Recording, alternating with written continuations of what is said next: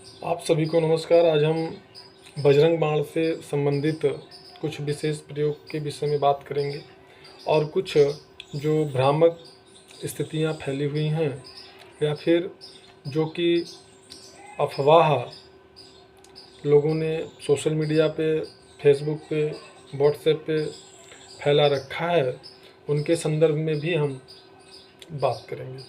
तो सबसे पहले मैं ये बता दूं कि बजरंग बाण चाहे स्त्री हो या पुरुष हो, सभी लोग कर सकते हैं। उसके लिए कोई मनाही हमारे शास्त्रों में, वेदों में नहीं है। पहली बात तो ये। दूसरी चीज़, बजरंग बाण कौन कर सकता है, कब करना चाहिए कि नहीं करना चाहिए, अब ये मैं आपको बता दूं। बजरंग बाण का जो रचना है गोस्वामी तुलसीदास जी ने बड़े ही विशेष परिस्थितियों में किया था और यह विशेष प्रकार की जो समस्याएं जब आप झेलते हैं, ऐसी समस्याएं जो जैसे प्रेत बाधा से संबंधित समस्या हो, जैसे अनावश्यक किसी झूठे मुकदमे में आपको फंसाया जा रहा हो, जैसे आपके आसपास के जो शत्रु हैं बहुत प्रबल हैं, वो आपको आए दिन प्रताड़ित करते रहते हैं। इस प्रकार की जो विषम परिस्थितियां हैं, जबकि आप खुद को लाचार और मजबूर या बेबस महसूस कर रहे हों, तो भगवान श्री हनुमान जी के चरण में आपको जा कर के अपनी समस्या को रख करके उस समस्या के अनुसार अपने किसी योग्य गुरु अथवा मार्गदर्शक के मार्गदर्शन में बजरंग बाण का पाठ करना चाहिए। बजरंग बाण का पाठ करने की कुछ गुप्त विधियां हैं, रीतियां हैं, जो कि गुरु और शिष्य परंपरा के अंतर्गत ही दी जाती हैं, बताई जाती हैं।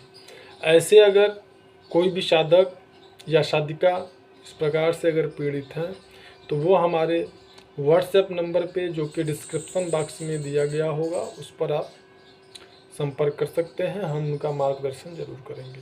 तो यहाँ पे मैं बता दूं कि बजरंग बाण में कुछ लोग कहते हैं कि कुछ शब्दों को परिवर्तित करके दूसरे शब्दों को जोड़ करके बजरंग बाण का पाठ करना चाहिए, जो कि गलत है। जैसे कि मतलब पहला, जैसे कि शंकर सुवन केसरी नंदन, इस पर लोग बताते हैं कि यहाँ पर शंकर सुवन केसरी नंदन नहीं करना है, यहाँ पे शंकर स्वयं केसरी नंदन आपको लगाना चाहिए, जो कि बिल्कुल भी गलत है।